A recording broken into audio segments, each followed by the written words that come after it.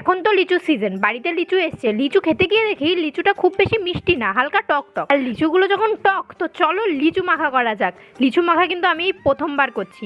প্রথমে লিচুগুলোকে ভালো করে ছাড়িয়ে নিয়েছি, তারপরে কেটে নেব গন্ধরাজ লেবু। যে কোনো মাখায় লেবু বা লেবু পাতা না দিলে কিন্তু একদমই মাখাটা জমে না। পরিমাণ মতো লবণ চিনি দিয়ে দেবো, আর দিয়ে দেবো পরিমাণ মতো ঝাল, যার জন্য আমি 2টো শুকনো লঙ্কা পুড়িয়ে নিয়েছি।